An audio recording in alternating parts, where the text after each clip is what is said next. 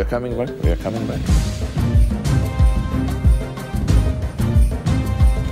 Welcome back to Cheche, the show where opinion counts. We are looking at way forward. What way forward for our beloved country, Kenya? Again, I say beloved because to me, there's no any other country like Kenya. And so it's very important that we have such discourses. Mohammed, during the break, you had a conversation which I requested you to pick on the set.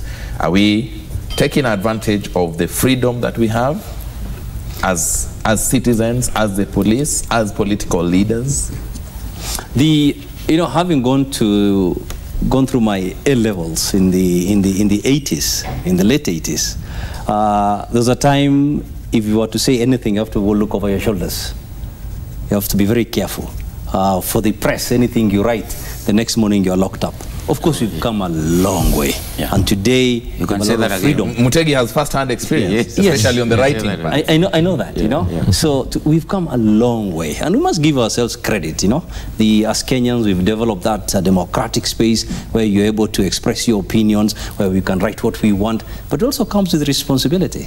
Some of the things that you see, you know, even leaders, you know, outside in front of, you know, cameras and at public rallies as things that are not uniting Kenyans. And when you are also fighting the system, there's a better way of doing it, you know, within the law. So some of the things that we come across equally is abuse of, you know, of that space. Now, those are the things that we really need, you know, to narrow the gap so that as much as we are exercising our democratic rights, as I said earlier, you know, you can choose your actions, but consequences are in someone else's hands. And apart from that, also the legal aspect, you know, will come in. So we have to use that freedom in a responsible manner. We have seen countries in the north where citizens have decided to take it upon themselves, regardless of the existence of the law, to exercise what they feel are their rights. I would ask you the same question. Are we misusing our rights? Well, let me say 4 things in response to your question. One, we normally as a country, you must put it in the context, as a Kenya nation, we have always had very competitive politics. And why is our politics so competitive that is really do or die? Perhaps we need to look at our institutional framework, but also our constitutional dispensation. I want to make a proposition here that the nature of our constitution, winner take all, we need to examine it. And that is by way going forward. Because this creates an atmosphere of desperation and therefore breeds this ground. It's either or. Yes. Then let me propose 3 things. The first one, I would say, let us talk. I think as Kenyans, we must create an atmosphere and allow ourselves to talk to each other. And this is an appeal I've made again, and I'm repeating it. Let us talk. The second one, let us obey the law. Because if we don't obey the law, then of course we're making Charles' life difficult and all of us difficult. And I think this is what they are saying. And the third point I want to say here, let us respect our constitution. Because the moment we depart from there, then we are in an abyss. Quite interesting there. Mutegi. Mohammed, there are demonstrations in Mombasa, and Mombasa is purely, mainly the economy of tourism. Yes. I know, Kepsa, you went to see the president some time back. I don't know, you are very averse to the talking that is happening by politicians. Have you been able to make contact with Al Caparo's outfit so that you advise them about the way forward? Thank you, Motegi. The KEPSA is engaging all parties. We engage the opposition, we are engaging the presidency, we're engaging everyone. We are engaging all the independent you know, bodies. We even engaged IEBC. We are almost 20 of us. And we go to all these bodies so that we try and explain to them our position and also hear them out. So that when you're able to comment, you're able to comment from a point of, you know, that you're well informed. That's very, very, very crucial. So when it comes to tourism and demonstrations don't go together. And let me say where there is anarchy or there is no peace. Today, if you're offered a free holiday to go to, let's say, Kabul or Mogadishu or Syria for that matter, you'll certainly not take it, all right? So for us, when there is any case of demo, we start getting worried because it means interruption for visitors, both locally and internationally, who are visiting a particular destination. Now, the international tourism has not been affected negatively up to the 8th of August. It wasn't bad. We had the highest season in Masai Mara, which is normally coinciding with the wild-beast migration.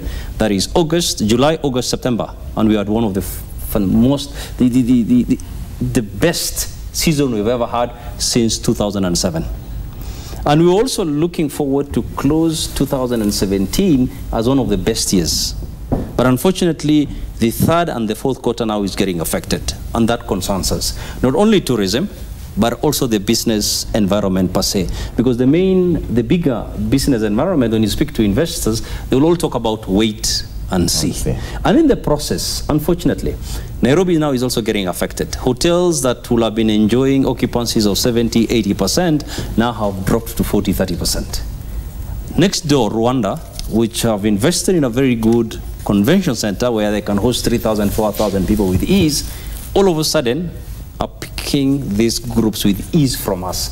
If you read the papers, you will notice a lot of these conventions, a lot of these meetings are now happening in Kigali. To Kepsa, does it matter about the rights of people, whether majority or minority, or all that matters is business? The Kepsa, everything matters to us. There's no point of doing business in a country where the rights of the citizens are violated. Remember, before we address ourselves and call ourselves business people, we're also citizens. Just the way that demonstrator or that political person has a right, we equally have rights as well. We are Kenyans, and we mean well.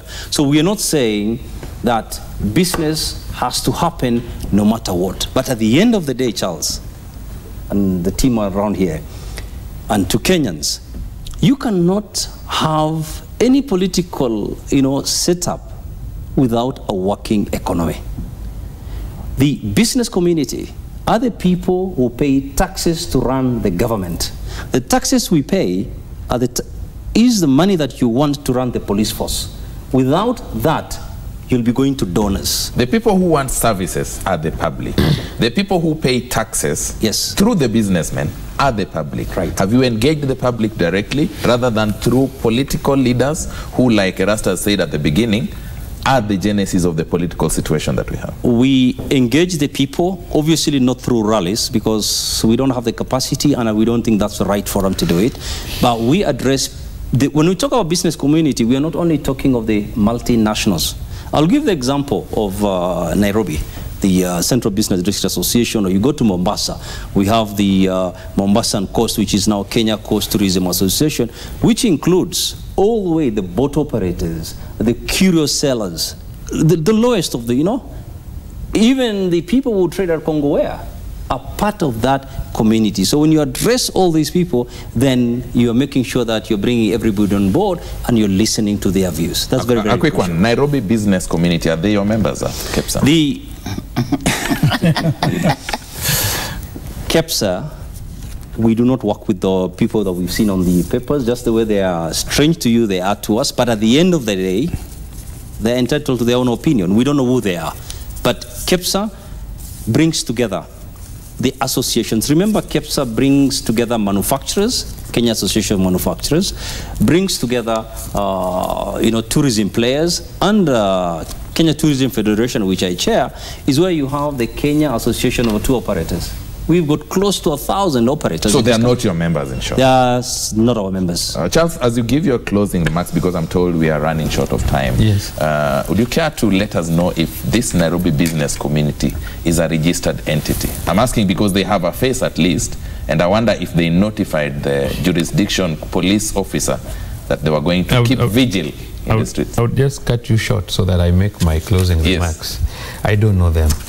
If I've seen them, I'll give you a chance. If I've seen that kind of group, then maybe on TV. But definitely we have a large business community in Nairobi, so we cannot assume. As a diplomat, can you see a situation where this country goes to the Arab Spring way? I'm asking this because there is some international aspect of this, with a gentleman called George Soros being said that his finances and whatever. Can you see this happening? Is there a local problem or international problem? And it's been all over. Can I give my closing remarks? Yes, you will. Okay. Well, I think that's a very interesting question. You know, if you go to the genesis of the Arab Spring, it is that young man in Tunisia who was selling his products on the street. But himself. And they had an altercation with the police. And it flared. And beyond that, then you could not control it.